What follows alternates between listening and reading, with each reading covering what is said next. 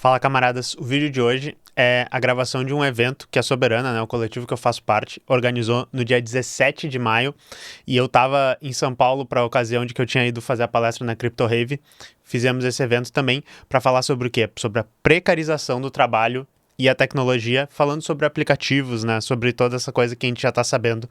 Nós tivemos um convidado que foi o Sérgio, do Movimento Luta de Classes, ex-desenvolvedor no Mercado Livre, falando sobre as experiências dele lá. E nós também trouxemos várias pessoas que contribuíram com falas ali, foi um evento muito rico, né? Então eu peço que vocês deem uma olhada, escutem a fala de todos os camaradas, vai ter a minha contribuição, a contribuição do Sérgio, depois das perguntas, tá muito interessante.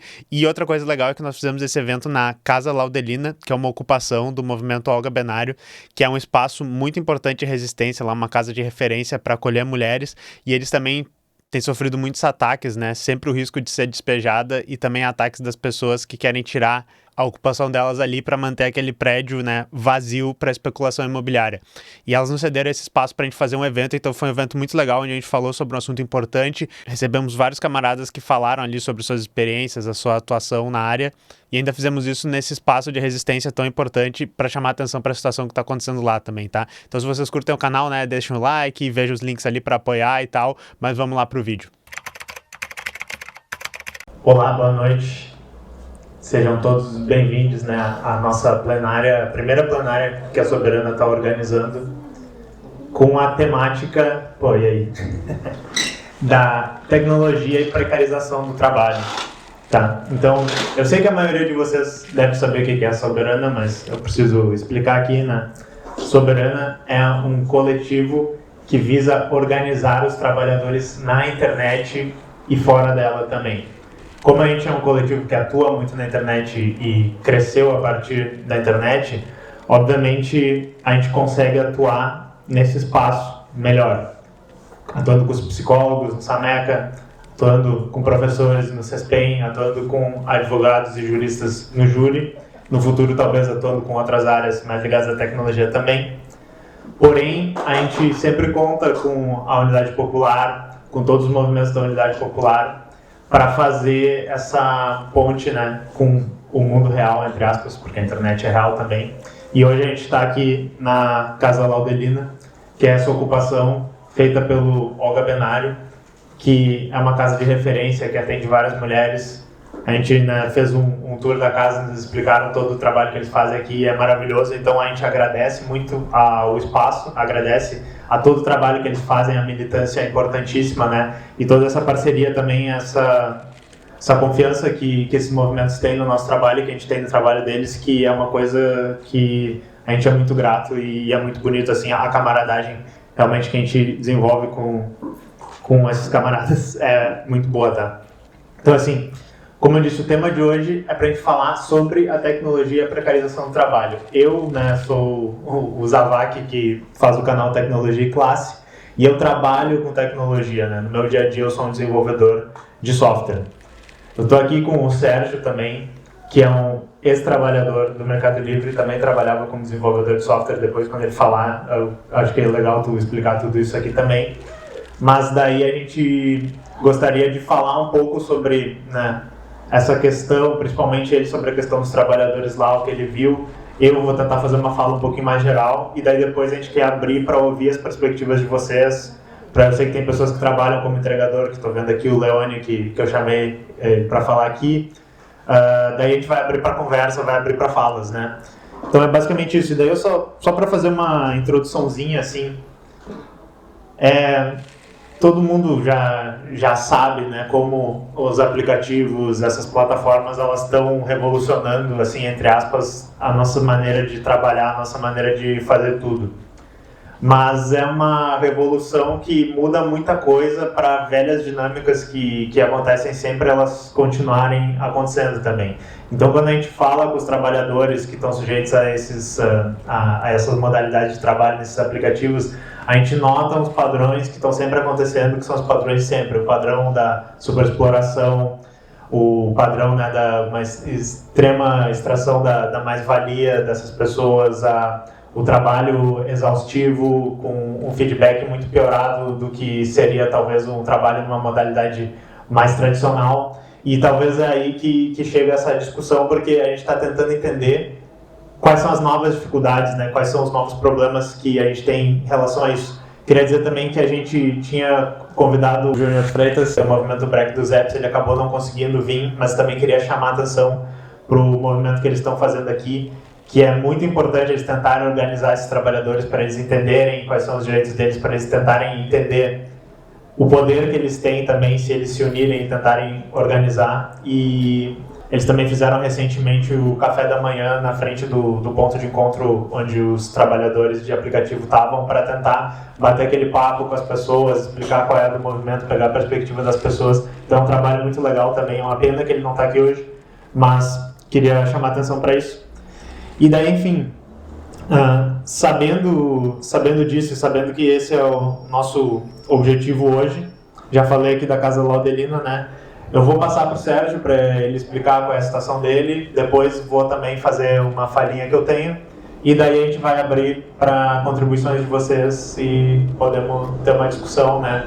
E as contribuições vão ser por inscrição de fala, então quando abrir as inscrições vocês podem só levantar a mão, a gente vai botar vocês numa lista, cada pessoa vai ter uns 3 minutos para fazer essa fala, e depois pode repetir, mas vamos tentar ouvir o máximo de diversidade de pessoas diferentes nessas falas, para a gente tentar, né, todo mundo dar essa perspectiva. Mas é basicamente isso. Vou passar para o Sérgio. Beleza. Boa noite aí, então, camaradas.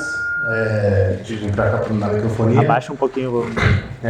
Bom, meu nome é Sérgio. Eu faço parte da coordenação estadual do movimento Luta de Classes.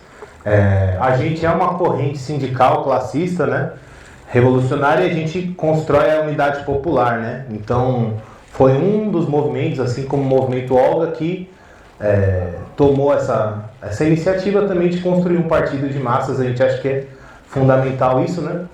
E eu agradeço o convite bastante dos camaradas. Eu acho que é muito importante, inclusive, a gente se juntar mesmo e conseguir falar sobre as questões, né? Eu acho que a gente tem visto o desenvolvimento do capitalismo trazendo várias consequências para a classe trabalhadora em várias categorias, e eu acho que é fundamental a gente ter esse tipo de debate. Como o companheiro colocou, eu também sou um ex-trabalhador do Mercado Livre, né? E aí eu vou falar um pouco sobre isso, mas a gente também tem um movimento de tentar organizar esses trabalhadores e tal, nesse sentido, né? Mas, bom, o que eu tinha, assim, preparado aqui para a gente trocar uma ideia também era sobre... primeiro, sobre como essa precarização do trabalho ela vem também se manifestando na vida, no cotidiano dos trabalhadores de tecnologia. E só para eu saber mais ou menos assim, quem que trabalha com tecnologia hoje aqui? Boa, beleza. Então acho que assim, bastante gente vai saber muitas coisas, vai vivenciar muitas das coisas que vão ser faladas e tal, mas acho que tem alguns pontos que é interessante da gente tocar, né? E acho que um dos pontos que é importante a gente falar é sobre a nossa perda de direitos a cada tempo que passa, a cada ano que passa, sobre como, inclusive, a reforma trabalhista vem precarizando a vida dos trabalhadores, né? Acho que o tema da pejotização é um tema que precisa ser falado e, inclusive, tem se desenrolado de uma maneira ruim. A gente tem visto o arquivamento, inclusive, de vários processos pelo Gilmar Mendes que falavam sobre pejotização, e é um tema que precisa ser cada vez mais debatido, porque essa nova dinâmica de trabalho tem influenciado para cada vez precarizar mais e mais esses trabalhadores, né? E eu acho que, nesse sentido, a gente vivenciou bastante os processos de demissões em massa, por exemplo, que eu acho que é uma coisa que também tem acontecido bastante, tem se tornado cada vez mais o cotidiano desses trabalhadores, enfim, nesses processos onde a gente vê diversos setores sendo cortados, projetos sendo encerrados, né? Acho que tem muito debate das nossas startups e tal, que também influencia, mas até colocando exemplos que eu vivenciei, a gente vê um forte... os trabalhadores sendo fortemente impulsionados a utilizarem inteligências artificiais nos seus trabalhos. As empresas têm feito essa movimentação, adquirindo licenças e querendo metrificar o quanto que essas tecnologias têm causado de impacto na produtividade, né? Em contrapartida, por exemplo, em uma das empresas que eu já passei, a gente viu a demissão de mais de 1.500 trabalhadores do setor de suporte, por exemplo, né, que é o que chamam de Customer Experience.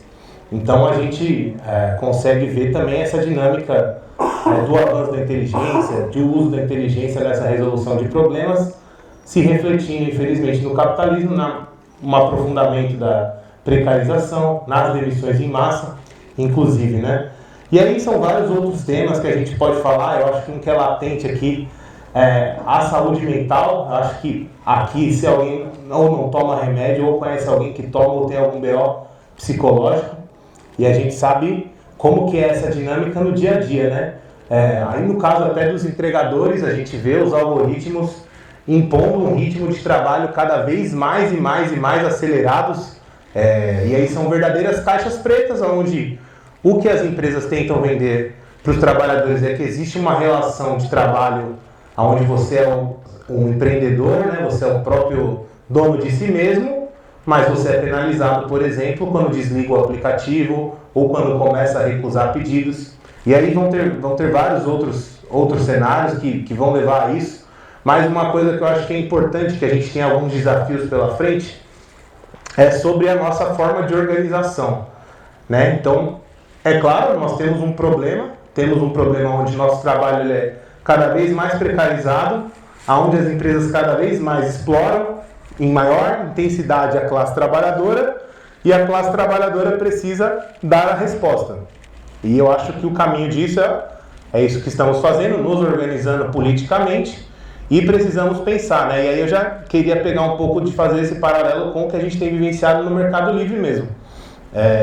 Essa movimentação toda que começou no Mercado Livre começou porque a empresa fez uma mudança de sede para um sindicato, e a partir disso a gente teve contato com esse novo sindicato e começou a iniciar uma campanha salarial, ou seja, a gente queria definir um acordo coletivo que colocava várias propostas, hein? Tem várias que a gente pode citar, mas principalmente a redução da jornada para 36 horas, porque a empresa ainda é 44 horas, a suspensão da exigência de presencialidade, e a gente sabe que nesse sentido essa movimentação de exigência de presencialidade torna-se uma forma de demissão em massa velada, porque fica cada vez mais difícil para as pessoas atenderem os critérios necessários para se manterem empregadas. E outras coisas, como por exemplo um justo pagamento da PLR, inclusive para quem não foi demitido, porque hoje a PLR é totalmente vinculada a métricas individuais de desempenho. Então são várias questões que levaram esses trabalhadores a se organizar, a começar a se reunir, juntamente até inclusive com o sindicato, puxar assembleias para definir o que nós queremos, né, num acordo coletivo. E na mesma medida que esse processo surge, começa uma campanha de perseguição por parte da empresa, né, onde diversas pessoas começam a ser demitidas, a empresa começa a fazer uma movimentação de convencer as lideranças massivamente a estarem na assembleia, ou seja, não repassam o convite da assembleia para os trabalhadores, mas mobilizam os seus líderes para defender a proposta da empresa. Então, nesse cenário, eu fui demitido justamente por isso, e o que me falaram era que eu não tinha o fit cultural para estar lá, e a gente sabe que o fit cultural é o coringa na mão dessas empresas, não tem o que falar, é o fit cultural. Mas a realidade é que a empresa não pode falar, estou te demitindo porque você está tentando organizar e se organizar com os trabalhadores para buscar melhores direitos. Essa é a realidade. Mas ainda assim, esses trabalhadores seguem e a gente vai aperfeiçoando nossos métodos, tentando sempre garantir um anonimato e tudo mais, e estamos ainda nessa luta, vai ter assembleia inclusive. A gente tem uma página também lá no Instagram, Trabalhadores MELI, onde a gente, junto com a MLC, tem feito esse trabalho de mobilizar os trabalhadores. A gente acredita realmente que esse é o caminho, e é um caminho que coloca muitos desafios, né? Porque isso é uma categoria, nós trabalhadores de tecnologia, e enfim, estamos caminhando nesse rumo de nos organizarmos, né? Inclusive no sentido de que precisamos nos apropriar das nossas ferramentas históricas de luta, como os sindicatos, por exemplo, né?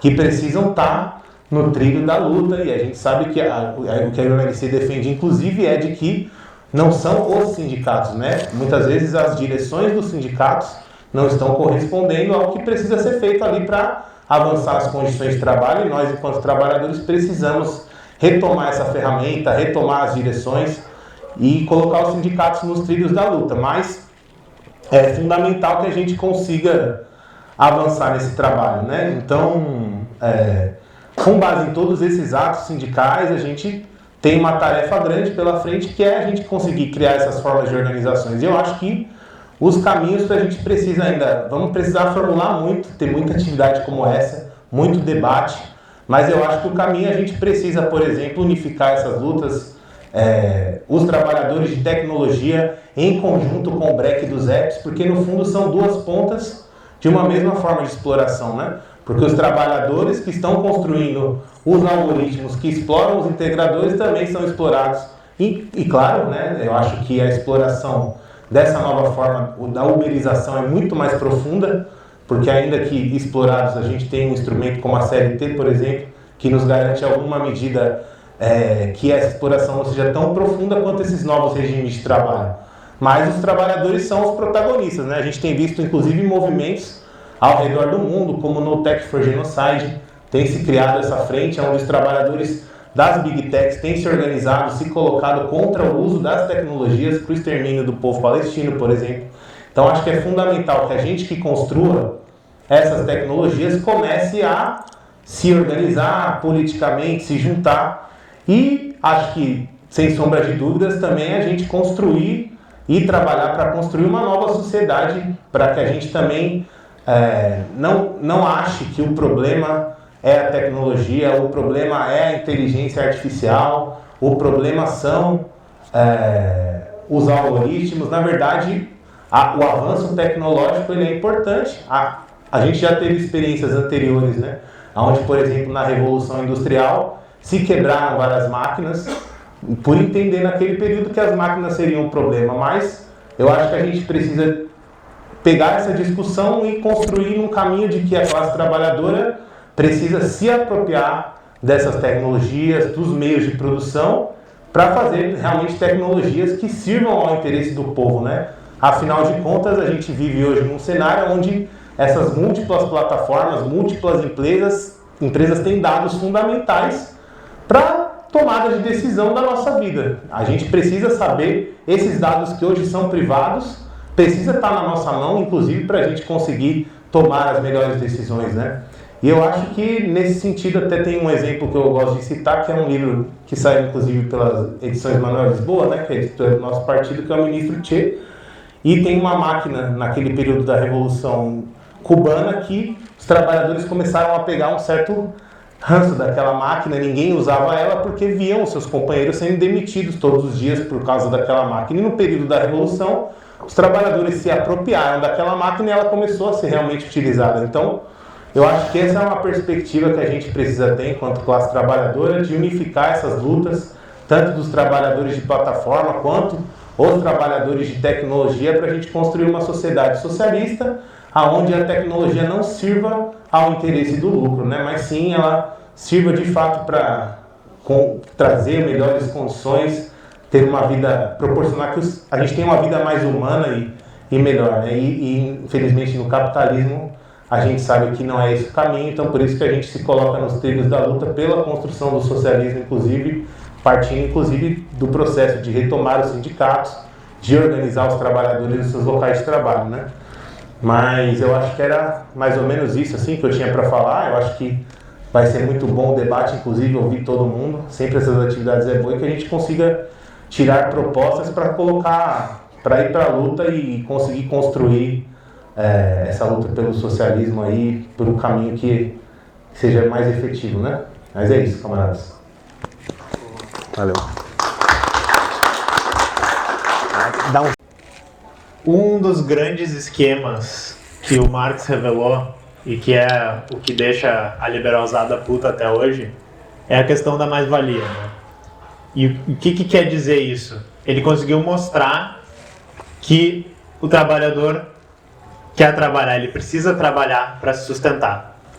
Mas ele não decide assim, vou trabalhar fazendo isso. Ele tem que trabalhar em algum lugar, numa fábrica, numa fazenda, em qualquer que seja o lugar onde quem é dono desse lugar, já que as coisas, a propriedade foi privada desses trabalhadores, ele precisa se adentrar dentro desse meio de produção, ele precisa fazer o trabalho dele lá, e como ele não é dono disso, o resultado desse trabalho não fica com ele, né? O resultado desse trabalho chega para o dono desse meio de produção, e daí o dono desse meio de produção vai pagar o que ele como algumas pessoas acham que é justo por esse trabalhador. E o que é interessante é que na média da economia, né, o que esses trabalhadores acabam recebendo, segundo o que o Marx revelou nesse esquema ali, é o quanto esse trabalhador precisa para sobreviver.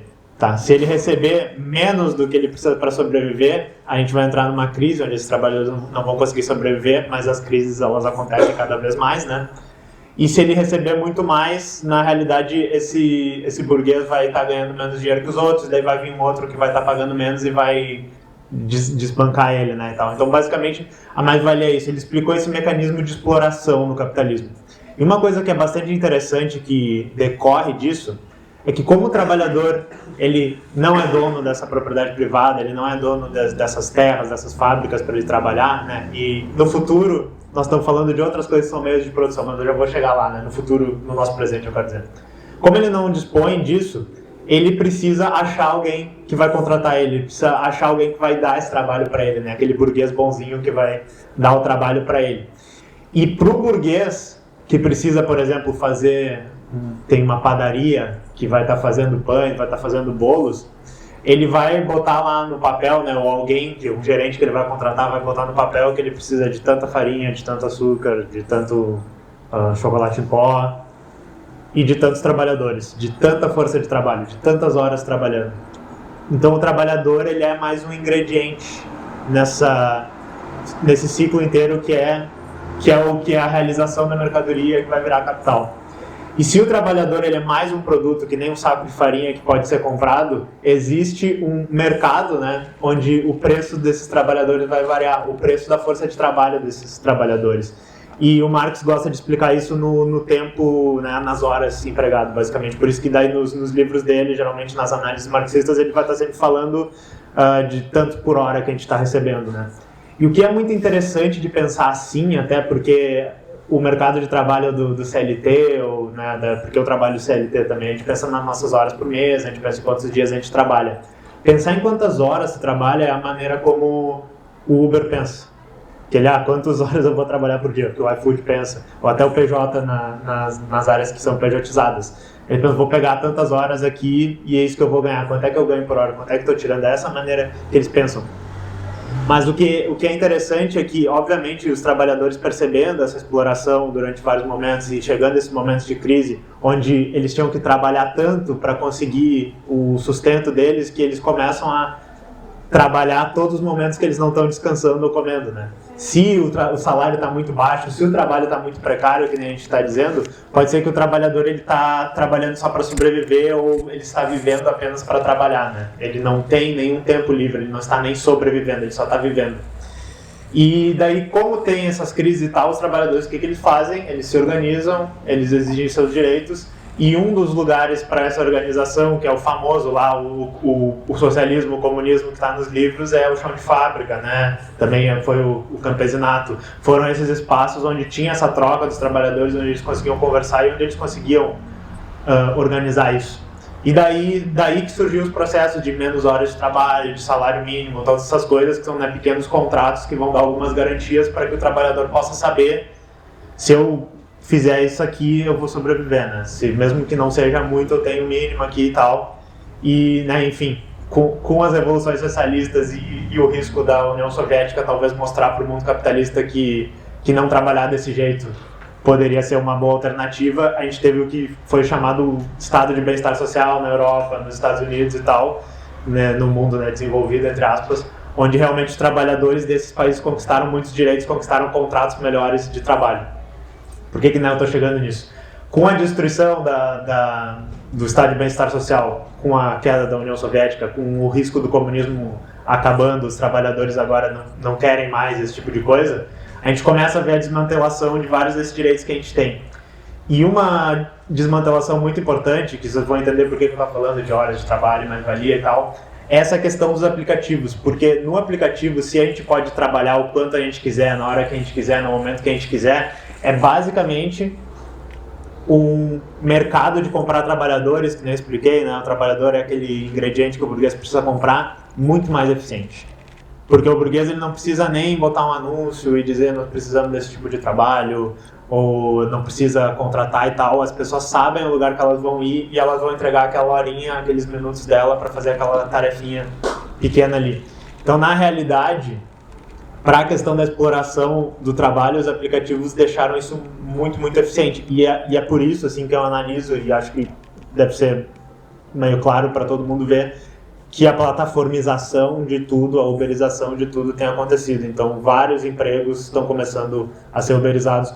O próprio, que nem estava falando, o emprego do desenvolvedor é um que eu acho que tá na hora, acabando, né? a nossa hora, porque também está começando a ficar assim, muitos já trabalham de PJ, muitos já fazem horas que não entendem direito, né? Trabalham muito, às vezes trabalham pouco e tal.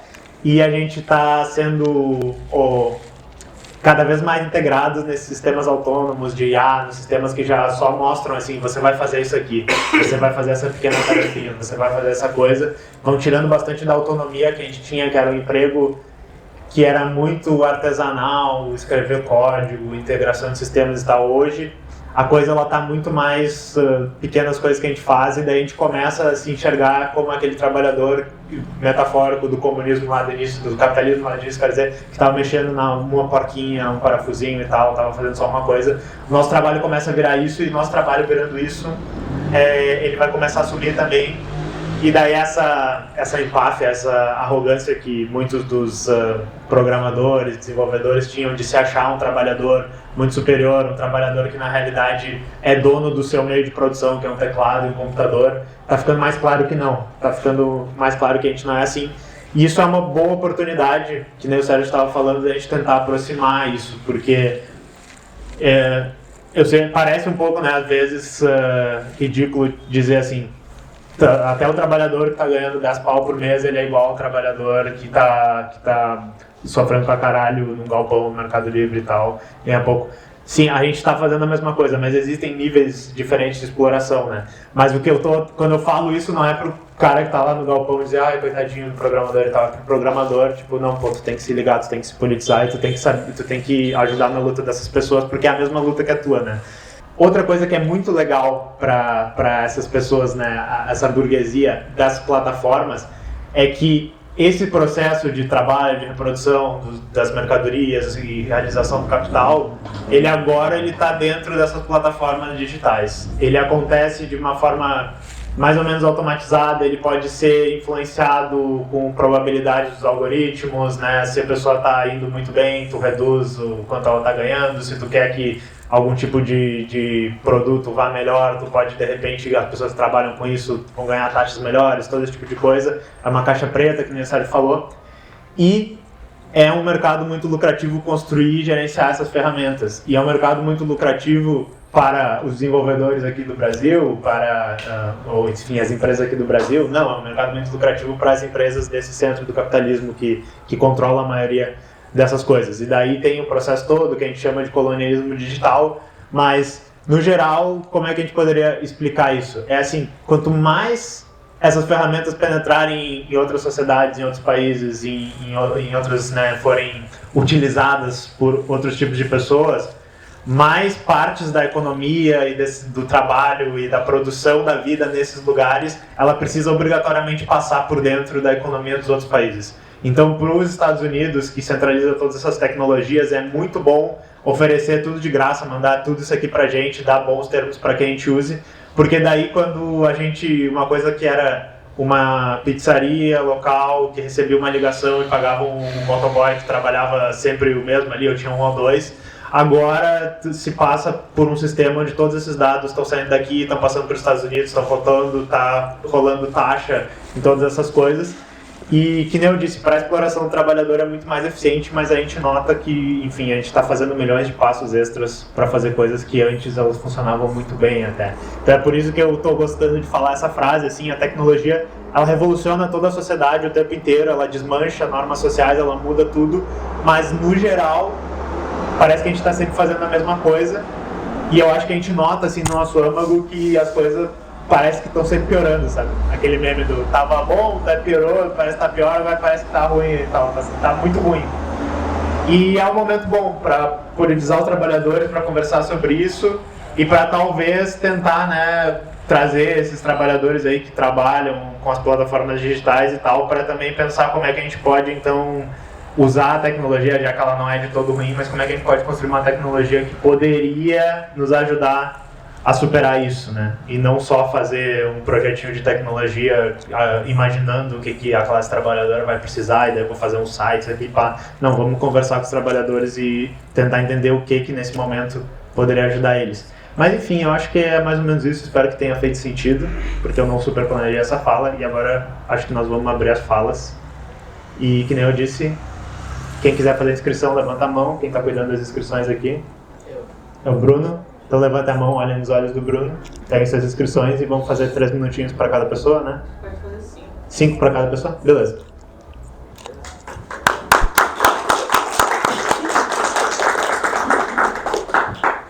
Queria puxar um pouco o que o Zavak estava falando, de que a gente tem essa discussão internamente na Soberana, de que não adianta criar projetos que copiem ou que sejam competidores dessas big techs ou de grandes plataformas, porque a gente sabe que é uma competição muito injusta, uma competição muito difícil.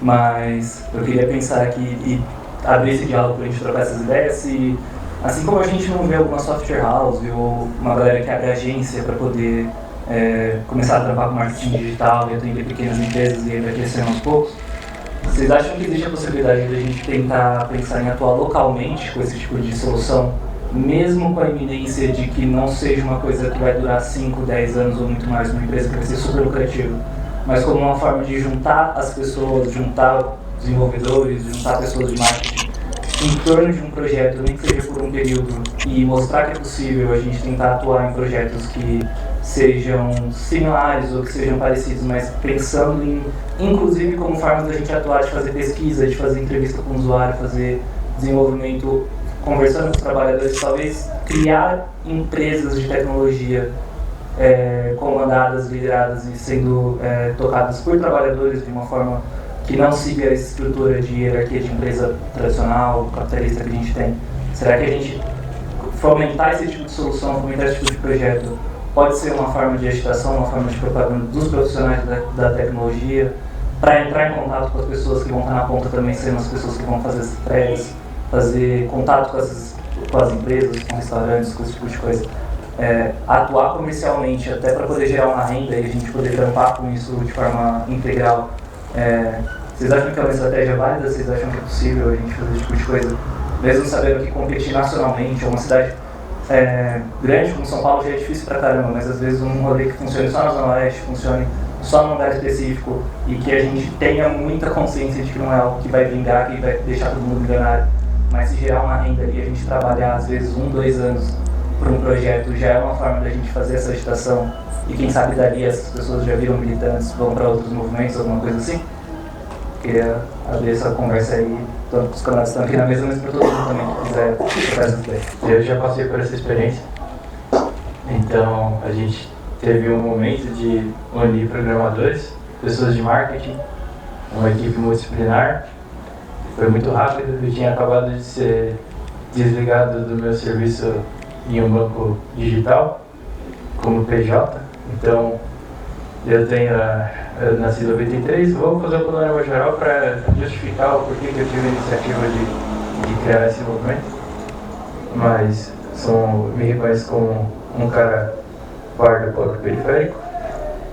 Me inseri na tecnologia com 12 anos, com 18 meu primeiro contrato, e aí de 93 até hoje, quase 32 anos de muita luta e precarização do trabalho, então eu vivi o que os camaradas falaram aqui, porque o único serviço de CLT em tecnologia que eu tive foi Em uma empresa eu fiquei 1 mês e eu não continuei lá porque eu julgo que eu sofri aporofobia, porque no contexto todo do trabalho era necessário um tipo de hardware, um computador que eu não tinha, e aí foi imposto pelo empregador que eu deixasse de receber meu salário para que ele comprasse o computador que ele escolhesse que eu deveria comprar. Eu não tinha o poder de escolha do computador e eu não tinha o poder de receber um equipamento para o trabalho e eu não tinha o poder de ter o meu próprio salário. Então foi a minha única experiência em CLT. Eu tenho mais de 10 anos de tecnologia, vai para 13 oficialmente com contrato para comprovar ali meu início com 18 anos. Então eu sou a prova viva de que é insalubre o mercado de tecnologia no Brasil. E aí, quando eu cheguei nesse ápice de remuneração também, porque na passagem de pandemia, a minha remuneração é em torno de 12.500. Eu falo porque a minha realidade de periferia é um salário mínimo, as pessoas é uma conquista já, né? Então, na minha realidade, um salário na época ali era fantástico. Então, na pandemia veio aquele boom, então chegou de 5, 7, então eu tirei precarizado de domingo a domingo, né, com 2 empregos, um em área comercial e outro fora, fechando 10 mil por mês, mas você entende que o contrato IPJ ele não falava que você tinha hora de entrada, hora de saída, mas eles cobravam e pagavam como se fosse horista. Então assim, eu tive burnout, eu fiquei internado, cheguei depois de ter ficado um tempo afastado, descontaram a minha remuneração por justificativa de trabalho de horas ali. Então aquele momento de eu ter voltado ao trabalho, demonstrado minha insatisfação dentro da empresa, eu cheguei a tentar organizar o OD na forma de organização de trabalhadores de tecnologia. E assim, é uma experiência que alguns camaradas acompanharam. Eu não sou uma pessoa com habilidades sociais. Eu acho que a experiência do Soberano é um caso de estudo aí para você organizar um movimento da trabalho. Você tem conflitos, você tem pessoas de contextos diferentes. Então eu passei por isso. A comunidade de tecnologia que chamava Coopera da BR, ela cresceu muito rápido, mas também deixou de existir muito rápido também. E eu só dando uma pincelada do porquê que eu acho que do aprendizado que eu tive, o que a gente precisa pensar daqui para frente. Organizar trabalhadores de tecnologia é fácil. Organizar pessoas com qualificação é fácil. Até porque o IBGE já disse que a gente tem um grande número de subemprego, pessoas com grande qualificação, às vezes sem estar no mercado de trabalho. Então, desafios para fechar minha fala: saber vender, saber arranjar cliente. E a grande questão que eu conecto com o Leone, eu inclusive acho que a gente já trocou ideia no Discord, que é o seguinte: como é que a gente vai fazer o nosso serviço, seja para a galera que faz entrega, seja para qualquer iniciativa que a gente vai desenvolver, a gente precisa pensar em infra. E nesse momento está em debate a questão da soberania de dados, e a gente passa pela infra. Hoje a gente não tem infra soberana ou infra pública, então a gente vai ter que pensar em pagar esse custo de infra para fazer qualquer tipo de sistema que a gente vai fazer. Então, infra e arranjar clientes para ter a vinha. Era isso. Boa. Boa noite, pessoal. Eu sou o Rodolfo, sou militante do Movimento Luta de Classe, aqui também com o Mano Sérgio, sou militante da Unidade Consular também. Estou aqui com o nosso jornal, o Jornal A Verdade, nosso guia, nosso convite na mão do trabalhador. Eu costumo contar a guia da nossa forma de atuação, a forma que a gente chega no trabalhador, que é muitas vezes só com o nosso jornal, conversando com o olho no olho. É assim a gente tenta fazer a nossa organização, assim a gente entende os problemas dele e a gente monta ali, entende e chega junto junto às dificuldades que estão sendo expostas por eles também. E é assim que a gente faz o nosso trabalho, que é essa organização além extra sindical talvez, até que no futuro a gente consiga fazer essa organização sindical também. Porque como os camaradas falaram aqui, eu sou um trabalhador PJ também, sou terceirizado grande hospital aí que tem verba suficiente para me contratar CLT, mas contrata uma empresa que me contrata como PJ para prestar serviço para eles. Hoje eles estão, recentemente está tendo um papo de que a gente que é terceirizado dentro da minha área de inovação do ensino, a gente vai ser contratado direto pelo hospital, mas como PJ, não como CLT. Porque, coitado, eles não têm dinheiro, né? Só estão lucrando bilhões ali por ano, mas... Pobrinho de tudo. Moda. Enfim, então, assim, a gente entende que, como o camarada falou, os camaradas colocaram na fala também, isso não é uma questão de se negociar diretamente com o patrão, né? Não dá pra gente negociar frente a frente sozinho, né? Quem sou eu para falar para ele, pô, me contrata a CLT aí porque a PJ não está funcionando. Mas é uma organização social que a gente consegue reivindicar esse tipo de coisa. O nosso jornal tem a matéria do camarada aqui, que foi ele que escreveu sobre inteligência artificial, mas tem também uma matéria sobre a pejotização e o julgamento que está ocorrendo no STF. Não vai ser deles que a gente vai conquistar isso. Eles são poucos fudendo para nós, né? Se a gente trabalha 12, 13, 14 horas por dia, trabalha final de semana, eles têm uma rotina de trabalho um pouco avantajada, né? Não são literalmente burgueses ali que nem precisam trabalhar, mas são representantes deles. Eles estão ali em rotinas que estão bem distantes da gente. Então não vai depender da bondade deles para a gente conseguir isso. A gente consegue arrancar essas melhorias, essas conquistas, através da nossa organização popular. E a gente utiliza dos nossos movimentos, da unidade popular, do movimento de luta de classes, para organizar o povo, para conseguir arrancar esses direitos a curto prazo, né, essas conquistas econômicas, mas a gente tem um vislumbre político, que é a Revolução Socialista. É só através dela que a gente vai conseguir ter vida mesmo, que a gente vai conseguir trabalhar e não só viver para trabalhar, mas também trabalhar e ter vida. Onde a gente consiga também ter um lazer, ter um tempo com a nossa família, ter a nossa soberania digital. Isso é impossível no capitalismo. A gente subjugado ali por países imperialistas que vão trazer e vender, facilitar essa tecnologia deles, e eles vão constituir os monopólios, né? A gente não vai conseguir fugir deles. A gente até estava conversando sobre um pouco disso. A gente tem feito um trabalho em uma empresa, uma estatal que trabalha com a questão da energia e tecnologias nucleares, e um trabalhador expôs muito isso, como essas empresas imperialistas aí, norte-americanas muitas das vezes, dificultam várias e várias aquisições de tecnologia, porque se isso fosse minimamente facilitado, se minimamente fosse explorado, eles perderiam esse mercado. Então, para eles não é relevante isso. Enfim, eu acho que é isso a minha fala. No resumo, a nossa organização social, política, que resolve nossos problemas, não podemos depender desses caras. Conclui. É isso.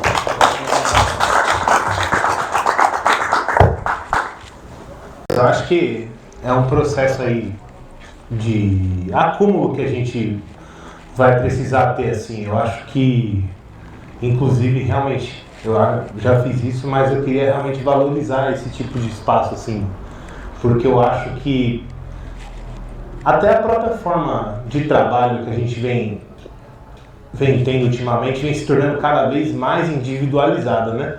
Então a gente vê que o neoliberalismo, inclusive, pulveriza a classe trabalhadora.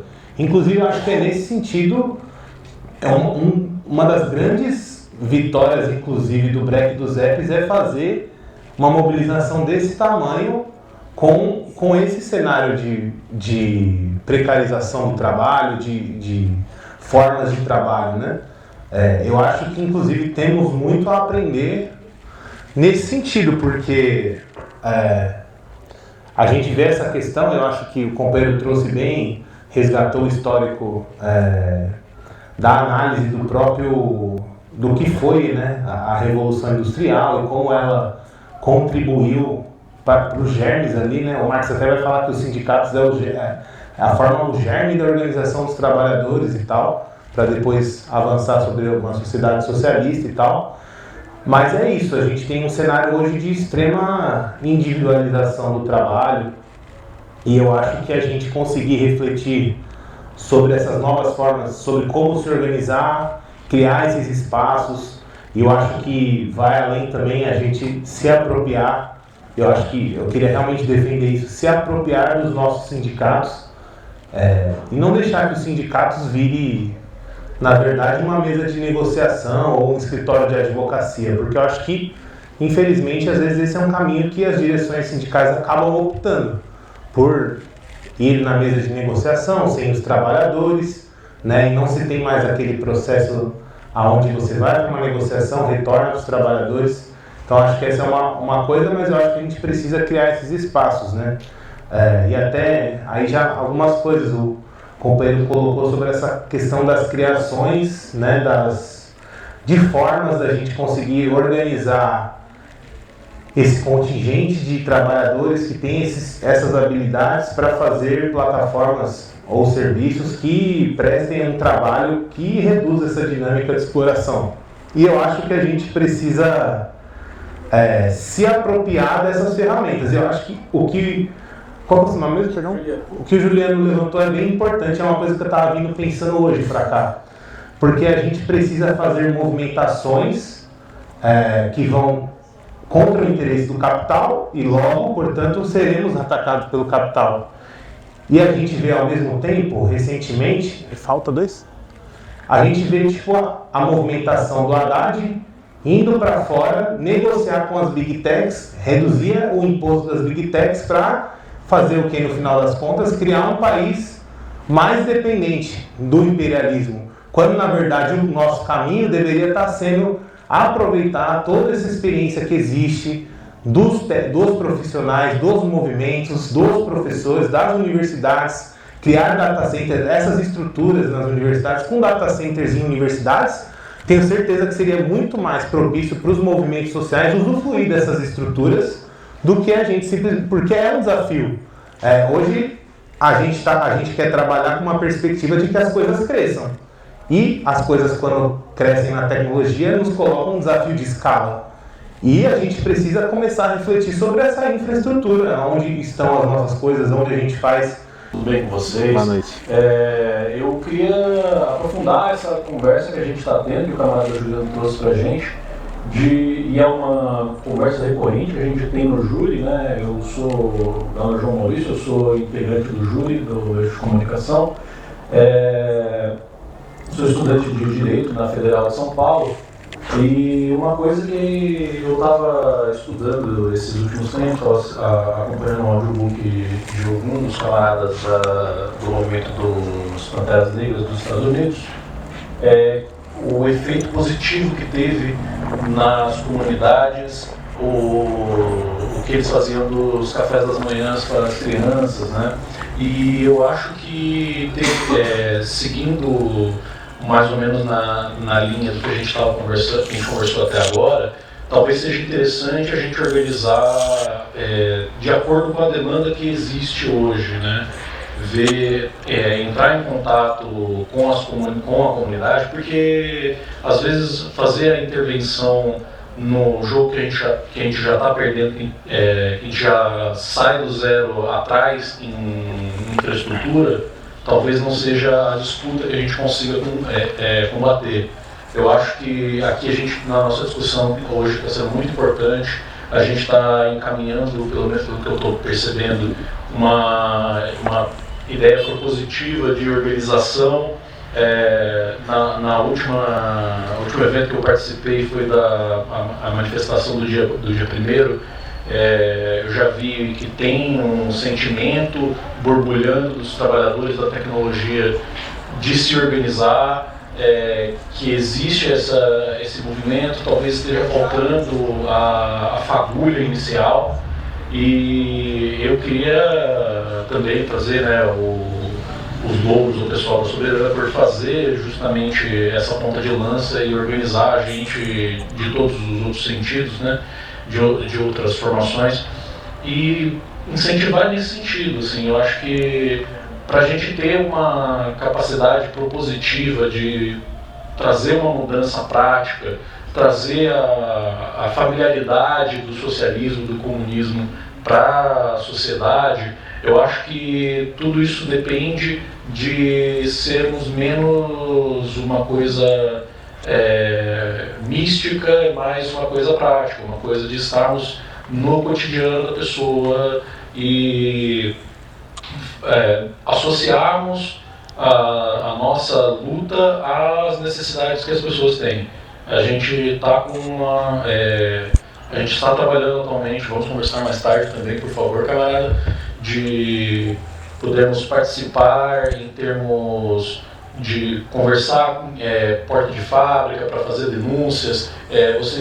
Só nessa última manifestação eu conversei meia hora com 3 camaradas diferentes, com um pouco de direito do trabalho que eu conheço enquanto estudante, já percebi várias infrações de direito que dá para lutar, que tem jurisprudência no sentido de vencer, e eu acho que aí, infelizmente, a importância da organização ela se manifesta muito nisso. Somente quem trabalha mesmo com aquela área, seja a gente no direito, seja os educadores, seja o pessoal da área da saúde mental, seja você da área da tecnologia, vão saber até mesmo quais as perguntas que vocês têm que fazer para as pessoas para entender as necessidades que elas têm e como vocês têm como ajudar nessas necessidades.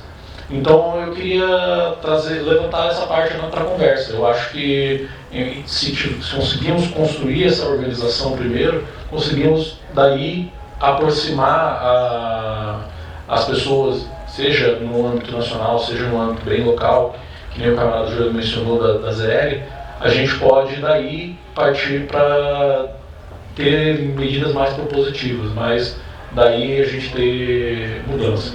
Mas é isso, João. Muito obrigado, pessoal, por me acolher. Obrigado, passo a palavra. Obrigado.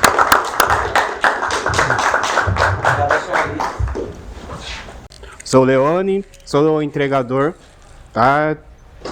Só que eu sou entregador, mas não trabalho nas grandes Big Tech, como Rappi e iFood. Eu trabalho mais nos e-commerce, que é entrega de pacote.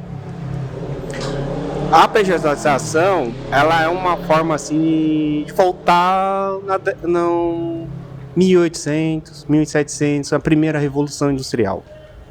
Quase chegando beirando as mesmas regras, ou atualmente. Trabalhador, pouca ação, muito trabalho, sem direito nenhum. Eu vendo aqui os exemplos dos camaradas aqui, fez me lembrar dessa semana de uma história, um fato assim, bastante interessante, um fato de problema, mas de uma união, cara. E eu fiquei pensando aqui como a gente pode canalizar essa união. Recentemente eu tive um camarada que nós achou que ele ia perder a perna, porque apareceu uma ferida na perna dele e não cicatrizava. E ele escondeu isso daí. Ficou trabalhando, até ele não aguentar mais. A gente, muito insistente, falou, vai pro hospital. Aí os meninos contou do jeito que era, aí eu falei, meu Deus do céu, tomara que não seja diabetes avançada. Aí um dos camaradas nossos foi no hospital, ele falou que estava internado, em medicação e tudo. Perguntei pra ele, tem alguma notícia? Não, ele falou que estão dando antibiótico. Eu falei, então graças a Deus que só foi uma inflamação que saiu fora do controle. Logo ele sai. Nessa preocupação nossa toda, nós pensamos no pior. Nós pegamos a conta dele, trabalhamos na conta dele escondido, separamos as entregas para ele e nós fizemos as entregas para ele. Continuamos, enquanto ele estava internado, nós estávamos trabalhando na conta dele, para garantir renda para ele.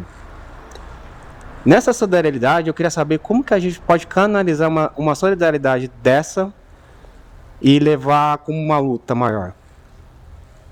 Essa que é a minha questão. Porque também tem outra questão também que eu faço na empresa, que é a competição, cara, da oferta de trabalho, ferrenta. Como eu sou de uma modalidade de bicicleta, eu competo diretamente, não é nem com moto, já vou direto pro carro. Então é uma briga muito desleal. Eu só tenho uma vantagem, que eles não querem entrar no centro porque eles levam multa. Essa é a minha única vantagem. Entretanto, muitos motoristas acabam arriscando a carteira entrar no centro, porque eles têm muitos problemas. E acaba nós entrando em uma briga. A gente não fica sem dinheiro, porque a gente não fatura. Eles acabam levando muita multa, acabam desistindo, e no final a gente tem que fazer o serviço que eles não podem mais fazer. Nessa entre indo e vindas, a gente não faz uma renda legal. E uma da coisa que eu fico pensando é como que a gente pode conscientizar a classe que essa disputa não é maldade do indivíduo, mas sim do sistema. Conscientizar a classe que isso daí, que a gente tem que superar isso daí. Porque a gente não pode ficar pegar esses problemas individual que muita gente vai fazer o que ele faz, os carros fazem porque tem problema, tem uma filha doente, tem uma mulher que está em casa, muitos é por causa disso. Pensão, pagar, enfim. Então a gente pode pensar em resolver esse atrito.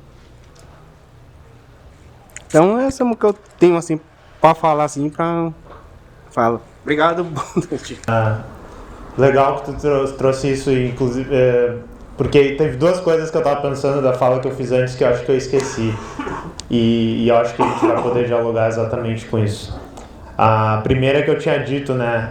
Os trabalhadores sentem... Legal, tu disse assim, a gente assume que eu estou em 1800, né? Fazendo esse trabalho. Os trabalhadores sentem essa exploração e daí eu disse... Mas tinha aquela questão do lugar, né? Do chão de fábrica que o pessoal fala, que eu digo que é o capitalismo do Velho Testamento lá, que daí vem esses cabelos de boneca dizer mas hoje não é assim o capitalismo. Sim, não é assim, porque o que acaba acontecendo é que tudo indo para essas plataformas tem situações que nem essa, que vocês...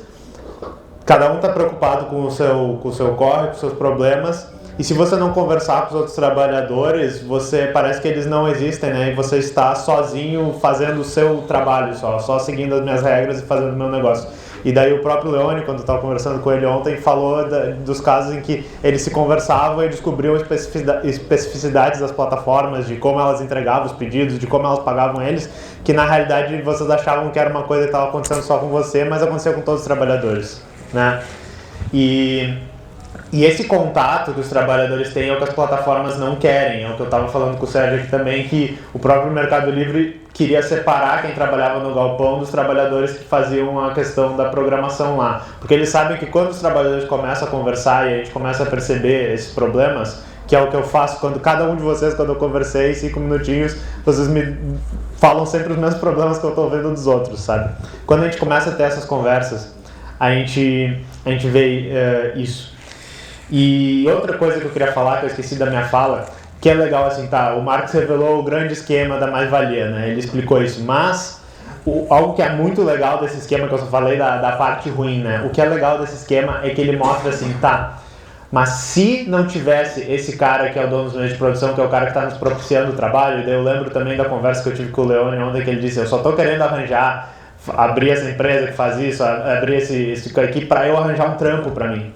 O trabalhador, ele quer o trampo dele, ele quer trabalhar. Se tu não tivesse esse cara que está te privando do trampo, que é por isso que a gente fala que a propriedade é privada, esse cálculo ali da mais-valia, tu podia pegar tudo aquilo que vai para esse cara e poderia colocar isso de volta nos trabalhadores. O que é difícil, e daí eu queria conectar com a fala do Pequi também, é que assim, a gente está muito alienado de tudo que a gente faz, a gente está alienado de como as coisas funcionam, a gente não fala com os outros, a gente não sabe como é que essas plataformas funcionam.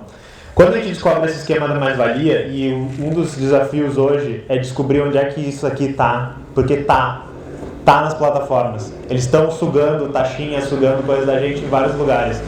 Eles têm alguns países, algumas empresas que estão pegando isso, mas está tudo cheio num labirinto de regras e outras coisas, a gente não consegue ver. Se a gente descobrir isso, e o trabalhador conseguir entender assim, quando eu estou produzindo isso, quando eu estou fazendo isso, essa coisa que eu entendo mais ou menos para onde vai, para onde vem, eu vou ganhar isso aqui foi os custos, isso aqui foi o meu trabalho, e a gente vai ganhar isso. Aí, o pulo do gato é que hoje a gente ainda está no capitalismo, então provavelmente não vai ser uma questão de tipo assim, o que o meu patrão ia ficar é esses 10 reais a mais aqui dessa entrega e agora eu vou ficar com esses 10 reais.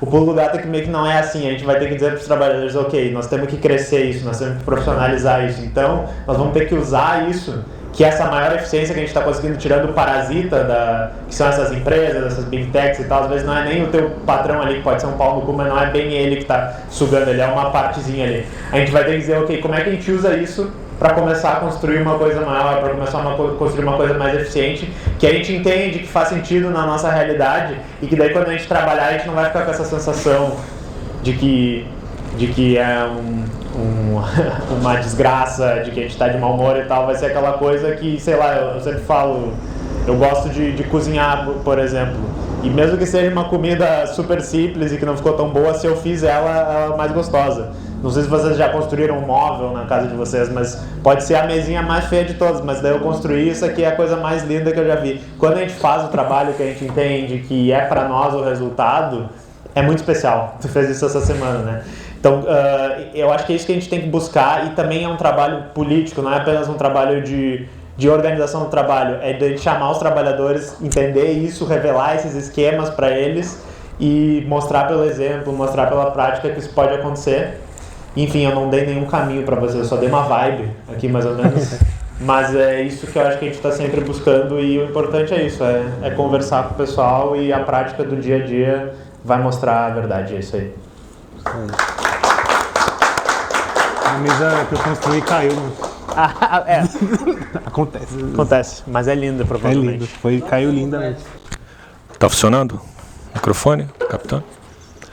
Boa noite a todos, meu nome é Vitor, tenho pouco tempo de Soberana, entrei no ano passado, me descobri comunista igualmente há pouquíssimo tempo, e é um prazer perceber que finalmente eu estou na presença de pessoas que têm pensamentos semelhantes a mim, e pensamentos que eu já tinha há muito tempo, mas que por razões de problemas do individualismo que nós vivemos, a gente tem aquela sensação de isolamento, de que só nós pensamos certas coisas, e isso faz com que a gente fique cada vez mais internalizando os nossos problemas, nossos pensamentos, nossas ruminações internas, e impede que a gente se organize como classe, né?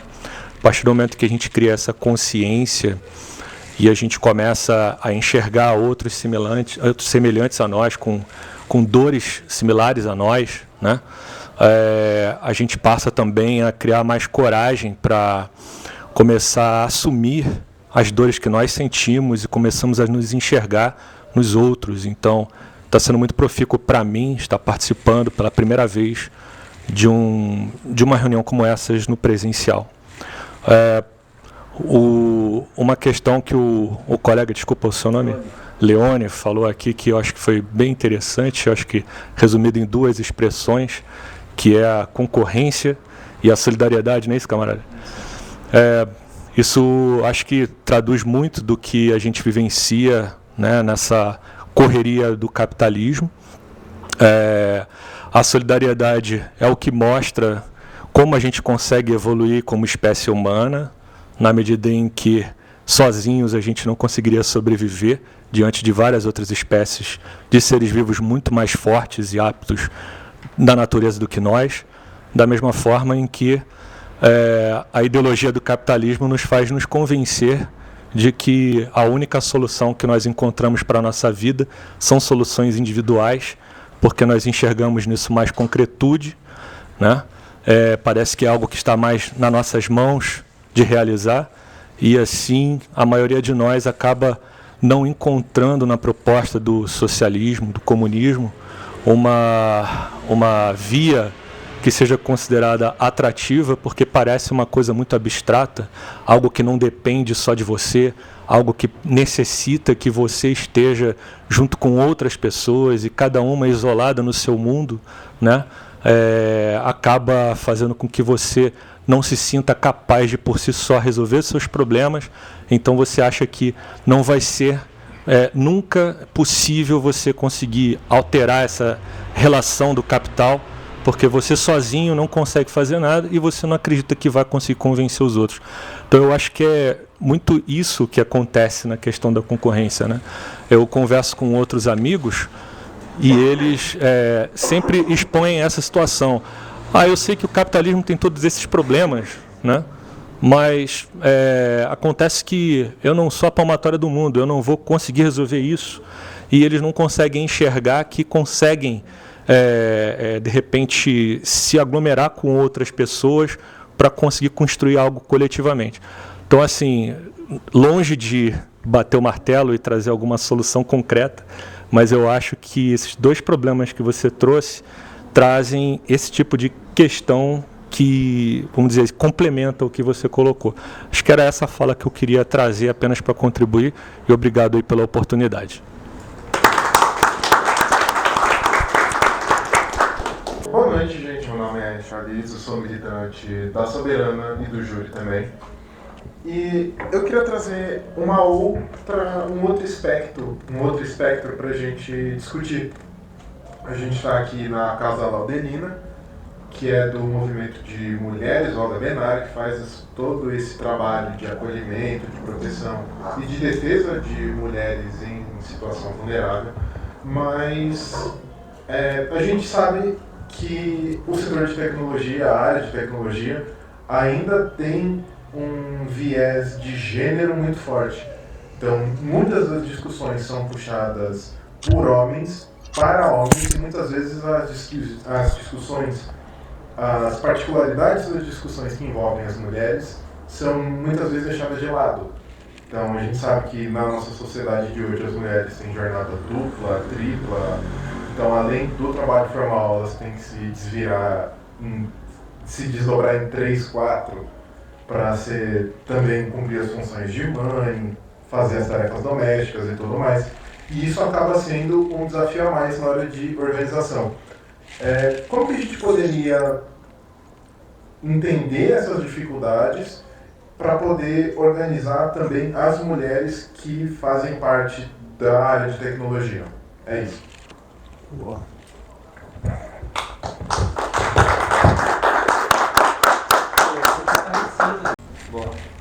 Boa.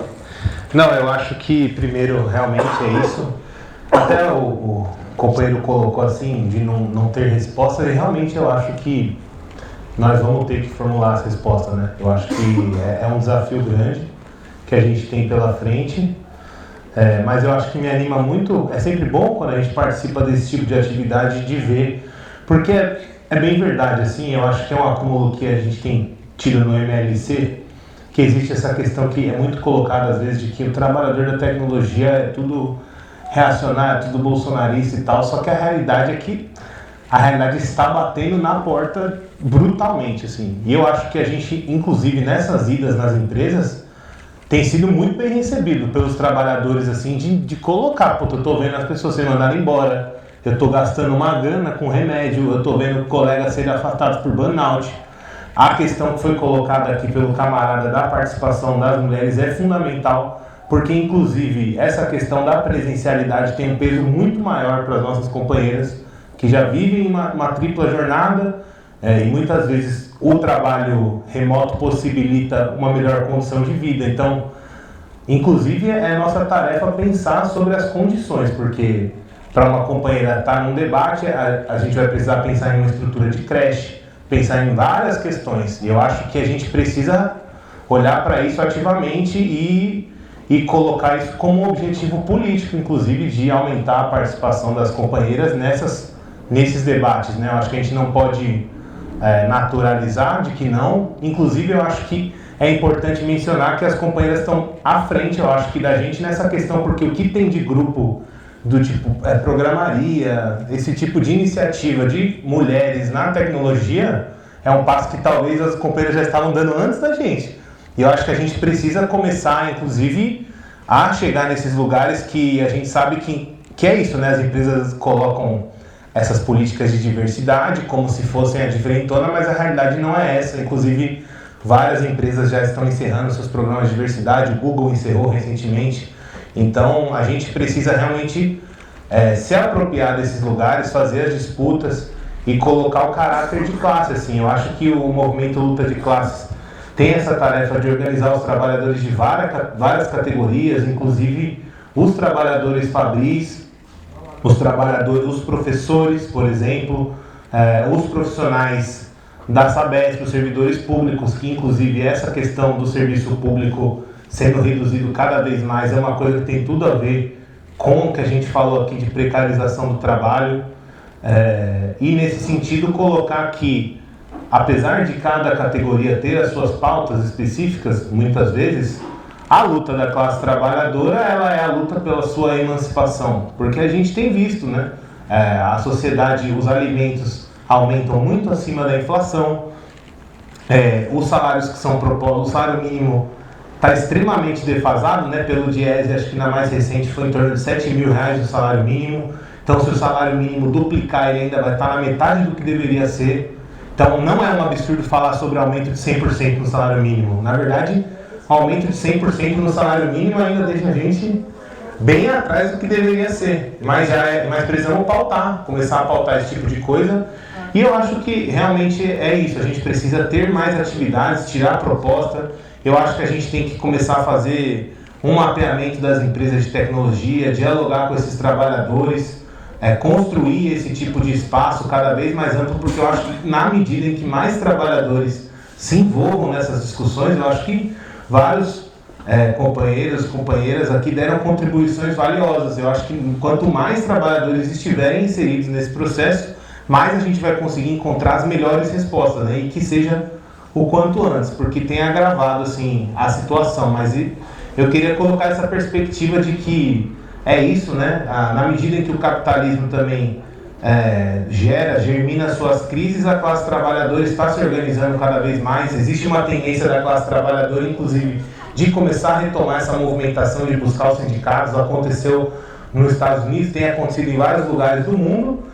E eu acho que é isso, assim, eu acho que o caminho é a nossa unidade, é a nossa luta, e eu acho que nenhuma luta ela é pouca. Eu acho que nos nossos locais de trabalho, quando um colega for demitido num layoff, é nosso papel falar assim, não foi porque a performance do nosso colega foi ruim. Na verdade, isso é um sistema funcionando, precisa de um exército de reserva, e não são nem só os comunistas que estão falando. Esse dia saiu um CEO aí falando o como era bom as demissões e o como que ajudava nos negócios. E tem que colocar o dedo na ferida, apontar o que está acontecendo. É um trabalho profundo de propaganda, de agitação. Eu acho que somos nós que vamos se colocar nessa tarefa e falar com cada trabalhador e crescer a nossa organização para encontrar as melhores respostas, porque eu acho que é esse o caminho, assim, né? Então não tem, a alternativa, em resumo, é irmos para a luta. Agora, as formas de luta, as ferramentas, né? Eu acho que a gente vai encontrando, assim, mas com certeza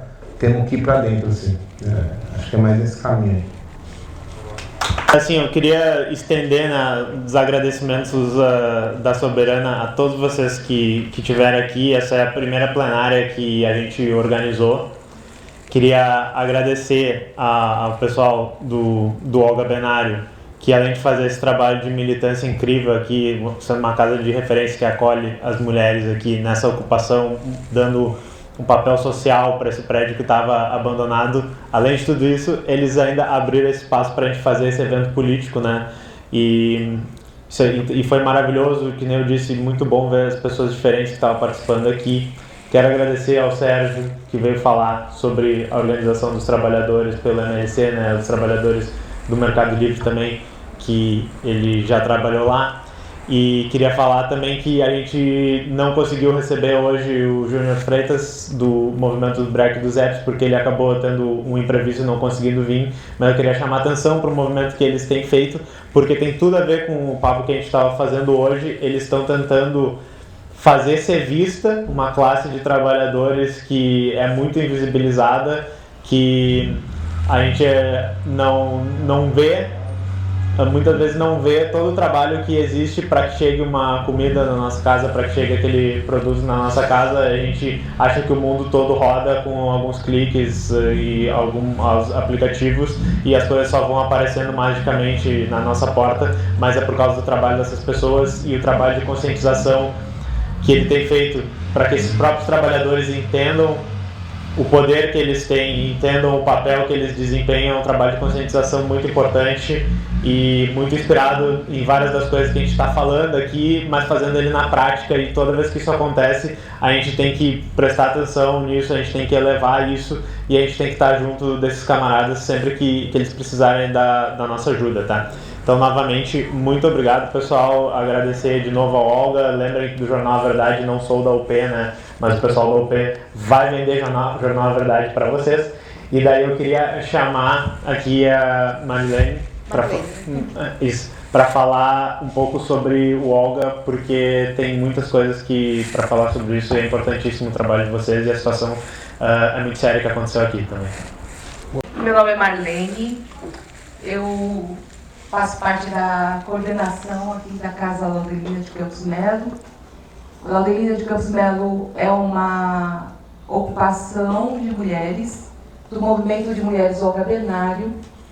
É um movimento que existe desde 2011, quando houve um primeiro encontro de mulheres na América Latina, que ocorreu em Caracas, na Venezuela, para debater a questão da mulher na América Latina e no Caribe.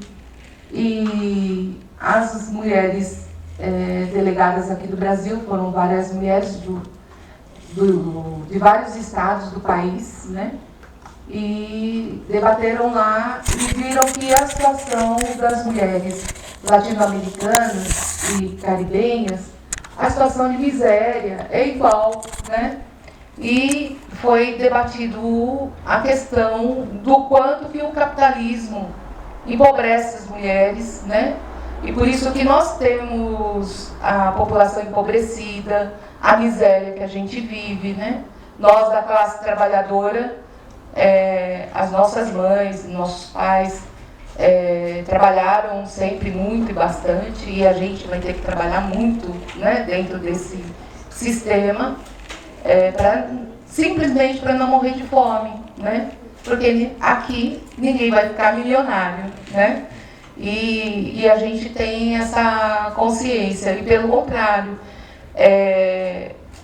ao longo do tempo a gente está vendo a classe trabalhadora perder seus direitos, né? E ficando cada vez mais empobrecido, e principalmente as mulheres negras, as mulheres da periferia, vão ficando nessa situação de miséria. Então, esse movimento, e que isso tudo produz violência, né, contra a mulher. Quando você não tem uma sociedade que protege as mulheres, um Estado que proteja as mulheres, né, e elas vivem subjugadas, né, independente ou do pai, ou do irmão, ou do marido, para poder sobreviver. Então, diante disso, essas mulheres se organizaram aqui no Brasil e formaram núcleos do movimento de mulheres Olga Benário no Brasil inteiro. E hoje nós temos em torno de umas 500 militantes, né, no país. E a gente faz esse trabalho mesmo de acolher as mulheres em situação de violência e vulnerabilidade, para dar orientações para que elas possam ir atrás dos seus direitos, né? De conseguir abrigos, muitas vezes em caso de violência doméstica, atrás de um auxílio do governo, né? Um Bolsa Família, ou alguma coisa que elas consigam sobreviver nesse mundo de violência mesmo contra elas, né? Contra nós, né? Todas nós, né? Acho que sofremos violência de alguma maneira.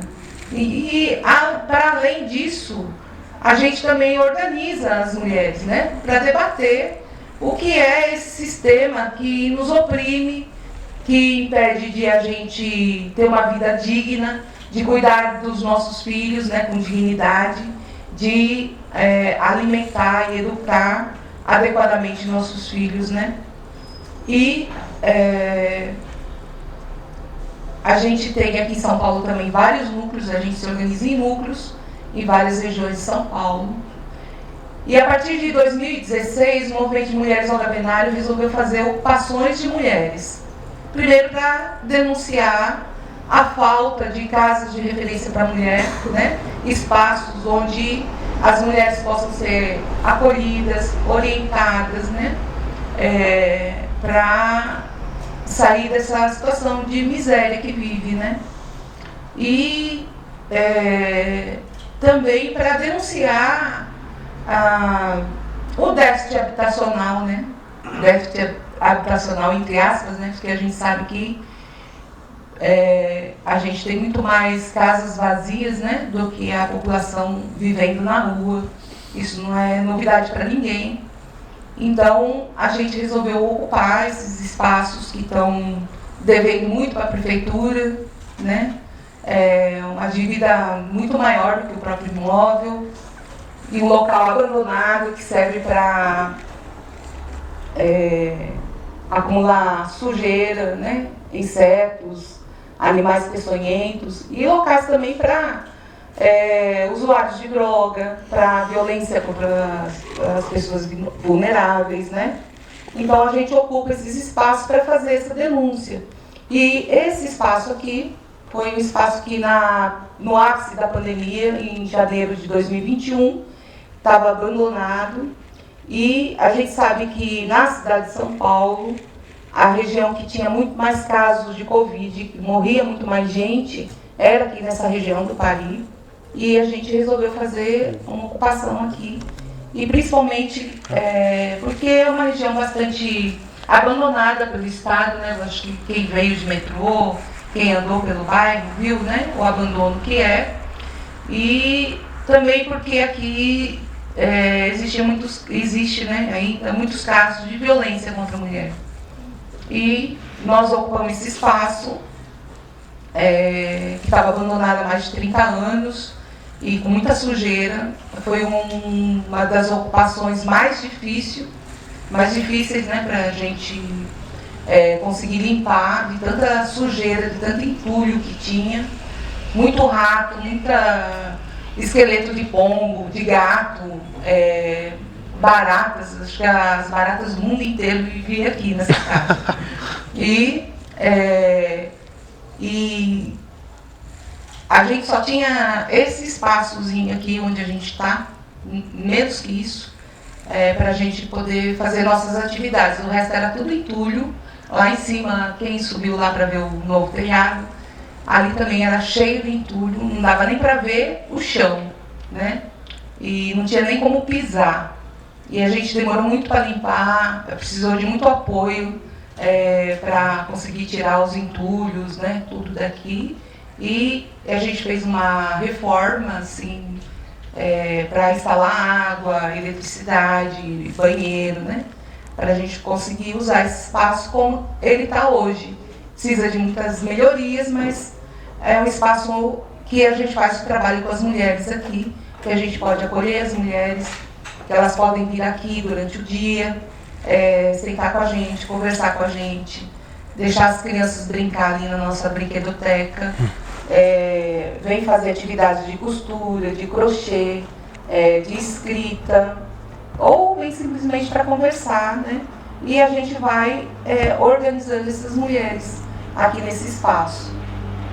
Fora as outras atividades que a gente tem de formação nossa mesmo, né? Da militância. Então é um espaço que para a gente tem muito valor, assim, né? E para o bairro também, porque o bairro não tem um espaço de lazer, um espaço de cultura. A gente traz peças de teatro para cá, musicais, né? Nós fazemos nossas festas de finança. Então, é um local que não existe esse espaço, e principalmente para as mulheres, né? E desde que a gente chegou aqui, a gente sempre foi muito intimidada, assim. Nós sofremos algumas invasões, o pessoal já entrou aqui, revirou as coisas, bagunçou, mas a gente vai resistindo, né? Não pode deixar abandonar a luta, né? E a gente tem que fazer esse enfrentamento. A gente, através dos nossos advogados populares que nos ajudaram, a Defensoria Pública, nós conseguimos uma liminar para continuar aqui na casa. E o dito proprietário, né, porque é um monte de laranjas, né, que a gente sabe como que é isso,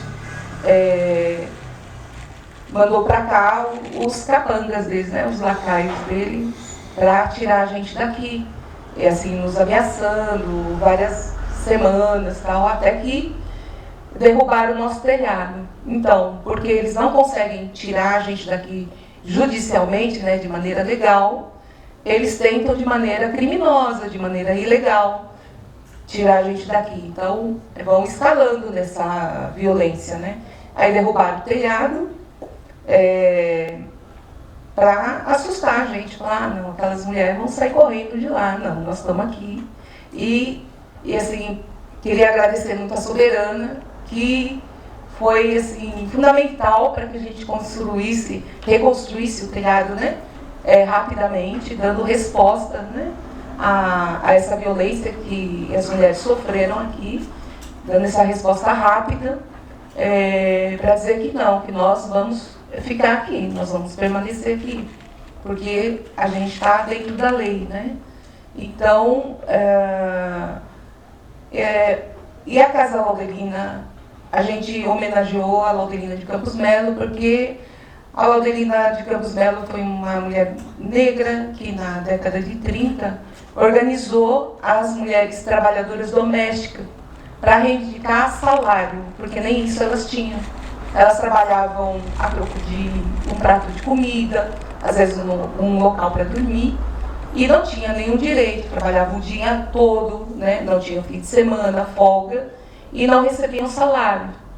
Então, a gente homenageou a Laudelina de Campos Melo, que é uma comunista, porque nesse período da pandemia, a primeira mulher a morrer de Covid foi uma trabalhadora doméstica no Rio de Janeiro, em que a patroa veio da Europa, né, com Covid e contaminou a trabalhadora e foi a primeira pessoa a morrer de Covid no Brasil. Então a gente fez essa homenagem a todas as trabalhadoras domésticas, né? Então é isso, e agradecer muito, muito a Soberana. A Casa Laudelina está assim, muito contente, né, de receber vocês aqui hoje, numa atividade, assim, e assim, agradecer muito, muito a parceria, não só a arrecadação, mas também acho que a militância que esteve aqui, ajudando a gente nas vigílias, né, ajudando a gente a carregar material, a descarregar caminhão de material, né, remover entulho, tudo isso fizeram aqui pra gente, né, e a gente queria agradecer muito mesmo, de coração, todo esse apoio que a gente recebeu do Soberana. Eu acho que é isso.